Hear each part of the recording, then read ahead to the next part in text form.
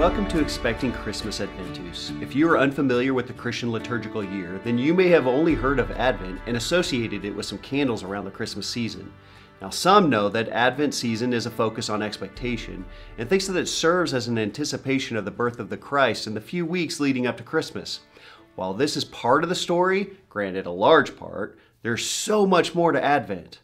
Advent is derived from the Latin word Adventus, which means coming. This is a translation of the Greek word parousia. Parousia is the common word in teaching regarding the second coming of Jesus today. Still, for the first believers, it was a word that described the anticipation and longing for the Messiah to show.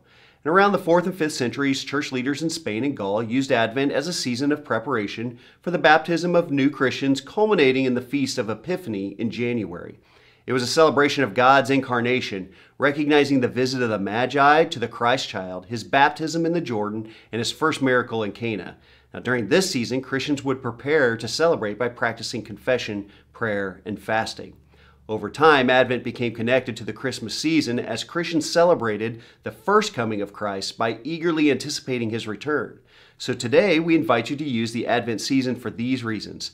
First, to spend dedicated time recognizing the arrival of Christ, who is God incarnate, his first coming as a child born of meager means, taking on the sins of humanity at the cross and borrowing the tomb from which he was risen a few days later, but also use this as a dedicated time to eagerly anticipate his return. Much as a child ramps up his anticipation for what's under the tree at Christmas time, we want you to have time to look forward to his presence. Each week leading up to Christmas, we will post a devotion that correlates to the sermon from the previous week in the series Questioning Christmas, where we examine some questions that the major players of the first Advent posed that help us search through our own doubts and questions of the Christmas season as well. Now, even though this family, Zechariah, Mary, Elizabeth, and Joseph, did not know how everything would work out, they trusted God. Yet not knowing the entire outcome can fill us with tension and fear and doubt. We hope this Advent season will supply you with anticipation, not fear.